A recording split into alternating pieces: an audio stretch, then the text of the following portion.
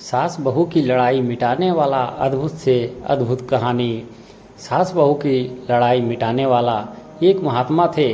वे पैदल घूम घूम कर सत्संग का प्रचार किया करते थे। वे एक गांव में जाते, कुछ दिन ठहर कर सत्संग करते और फिर वहां से दूसरे गांव चल देते।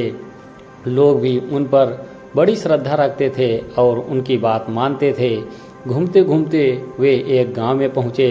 गांव में सब जगह प्रचार हो गया था कि महाराज जी पधारे हैं, आज अमुक जगह सत्संग होगा। सत्संग के समय बहुत से भाई बहन इकट्ठा हुए। जब सत्संग पूरा हुआ तब एक माता जी महाराज जी के पास जाकर बोली, महाराज जी आप अमुक गांव में जाया करते हो? महाराज जी हाँ माई जाया करता हूँ। माता जी वहाँ आपका अमुक सेवक है, आप उनके घर भी जाया करते हो? महाराज जी हाँ जाया करता हूँ। माता जी यह मेरी बहू उसी की बेटी है, यह मेरे से लड़ती है, मेरा कहना नहीं मानती है। लोगों में महाराज जी का एक भय था, कोई गड़बड़ी करता तो कहते कि हम महाराज जी से कह देंगे। वह कहता कि भाई महाराज जी को मत कहना, तुम जैसा कहोगे वैसा हम करेंगे। महाराज जी कोई राजा की तरह दंड नहीं देते थे। वे बड़े प्रेम से कहते थे कि भाई तुम ऐसा क्यों करते हो। लोग उनकी बात का आदत करते थे। प्रेम का जो शासन होता है वह बड़ा विलक्षण होता है। राजा का शासन तो राजसी तामसी होता है, पर संतों का शासन सात्विक होता है। महाराज जी ने उस माता जी की बहू को बुलवाया और उससे कहा कि बेटी तू सास से क्यों लड़ती है? महाराज जी ने ऐसा कहा तो उसकी आंखों से झरझर आंसू बहने लगा। वह जब छोटी थी तब वह महाराज जी के सामने खेला करती थी। अब बड़ी हो गई, विवाह हो गया तो ससुराल में आ गई। उसके मन में महाराज जी के प्रति बाप दादे की तरह पूज्य भाव था। अब उसने महाराज जी के सामने अपनी शिकायत सुनी तो वह घबरा गई और रोने लग गई। महाराज जी ने आश्वासन दिया तो वह बोली, महाराज जी मैंने कोई कसूर तो किया नहीं, मैं सास को दुख नहीं देती हूँ, फिर भी उनको मेरा काम पसंद नहीं आता। मैं क्या करूँ? सास बिना कारण मेरे से लड़ती है। बहू तो कहती है कि सास लड़ती है और सास कहती है कि बहू लड़ती है। लड़ाई कम से कम दो आदमियों में होती है, अकेले में लड़ाई नहीं होती। सैकड़ों हजारों आदमी मिलकर लड़ाई लड़ सकते हैं, पर अकेला आदमी लड़ाई नहीं लड़ सकता। दो आदमी लड़ते हैं तो एक कहता है कि वह लड़ाई करता है और दूसरा कहता है कि वह लड़ाई करता है। अपना अवगुण अपने को नहीं दिखता। महाराज जी ने कहा, बेटी तू घबरा मत, मैं एक ऐसा यंत्र बना कर देता हूँ जिससे लड़ाई मिट जाएगी। वहाँ उसका देवर खड़ा था। उसको महाराज जी ने कागज कलम दवात और एक ताबीज लाने के लिए कहा। वह जाकर चारों चीज़ें ले आया। महाराज जी ने कागज के एक टुकड़े पर कुछ लिख दिया और उसको समेटकर ताबीज में बंद कर दिया। महाराज जी, बेटी यह ताबीज तू बांध ले, तेरे घर की लड़ाई मिट जाएगी, परंतु इसके साथ तेरे को मेरी बात माननी पड़ेगी। बहू, हाँ महाराज जी, आप जैसा कहोगे वैसा ही करूँगी। महाराज जी, दो बातें हैं, एक तो सास कोई बात कहे तो सामने मत बोलना, और दूसरा सास को जो काम कहे चट उठकर कर लेना। इन दो बातों का तू पालन कर लेगी तो यह यंत्र सिद्ध हो जाएगा। बहू, महाराज जी कितना दिन करना पड़ेगा?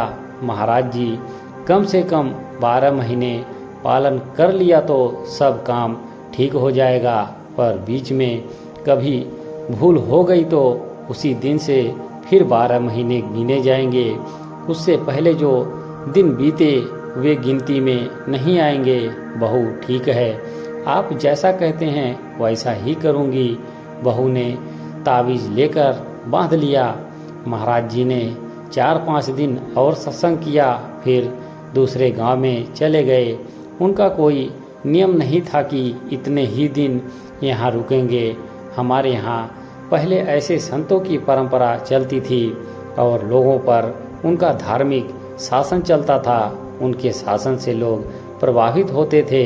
लोग उन संतों को बड़े पूज्य भाव से देखते थे और उनकी आज्ञा का पालन करते थे।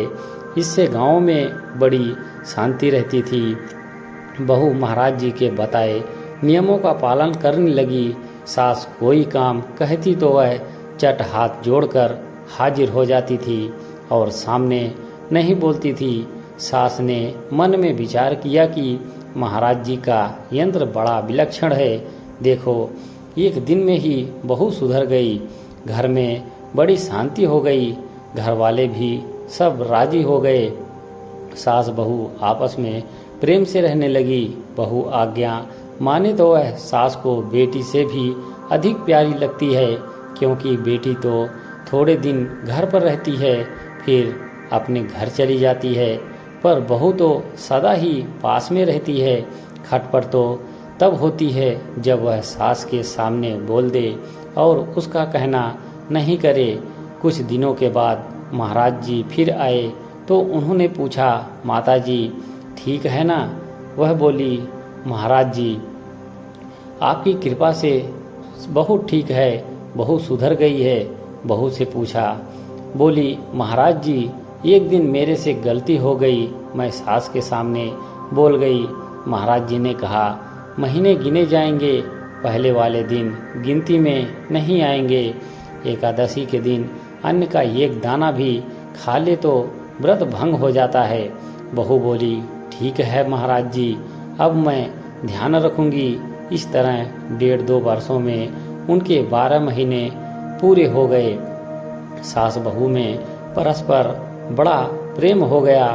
2-2.5 वर्ष बीतने पर महाराज जी फिर उस गांव में आए और उनसे बोले कि एक दिन हम तुम्हारे घर भिक्षा करेंगे। वे राजी हुए। महाराज जी बड़े त्यागी संत थे। वे 2-4 घरों से भिक्षा लेकर खाते थे। कपड़े फट जाते थे तो कोई ज़्यादा आग्रह करता तो कपड़ा ले लेते थे। रुपयों पैसों का कोई काम ही नहीं था। जब वे उनके घर भिक्षा के लिए गए तो बहुत से लोग इकट्ठा हो गए कि महाराज जी आए हैं, सत्संग सुनाएंगे। महाराज जी ने भिक्षा की और सत्संग सुनाया। फिर कहा कि दूसरे घरों के जो लोग आए हैं उनको भेज दो, केवल आपके घर वाले ही रहें। आपसे एक बात कहनी है। घर वालों ने हाथ जोड़कर सबसे कहा दिया कि भाई अब सत्संग हो गया, अब आप सब लोग जाओ। सब लोग चले गए। घर वाले महाराज जी के पास आकर बैठ गए। महाराज जी बोले कि मैंने जो ताबीज़ बनाकर दी थी उसको लाओ। उन्होंने ताबीज़ लाकर महाराज जी के सामने रख दी। महाराज जी ने कहा कि इसको खोलकर पढ़ो, इसमें क्या लिखा है। उन्होंने ताबीज़ के भीतर रखा कागज़ खोलकर पढ़ा।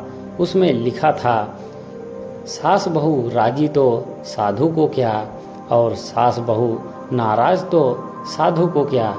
महाराज जी बोले, सास बहू शांति से रहे तो हमें क्या मतलब, और रोजाना आपस में लड़े तो हमें क्या मतलब। हमारा मतलब तो यह है कि तुम्हारे घर में शांति आनंद रहे। यह शक्ति यंत्र में नहीं है, यह शक्ति इस बात में है कि सामने ना बोलें और जैसा कहें वैसा कर दें। देखो, दूसरा काम जंतर मंतर की बात कहें कि हमें देवता सिद्ध है, हम तुम्हारे को ऐसा कर देंगे वैसा कर देंगे, तो डरना नहीं। इसीलिए तुमको यंत्र खोलकर दिखाया है। जंतर मंतर को मैं नहीं मानता, परंतु तुम्हारे को मेरी बात पर विश्वास हो जाए, इसीलिए यंत्र बना कर दिया है।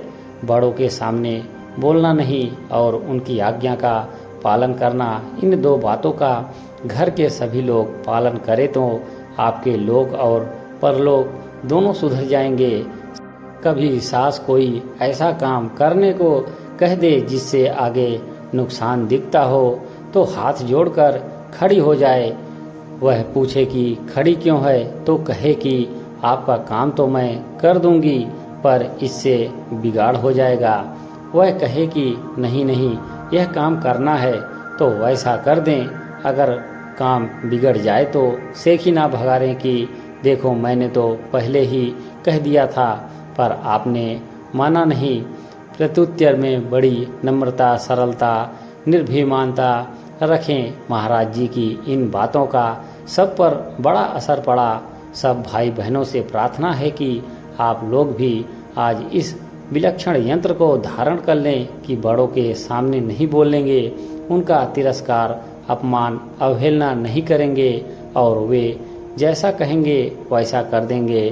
फिर आपके घरों में भी शांति, आनंद हो जाएगा। दोस्तों, कहानी आपको कैसी लगी कमेंट बॉक्स में ज़रूर बताएं। हमारे चैनल पर बने रहने के लिए आप सभी का धन्यवाद।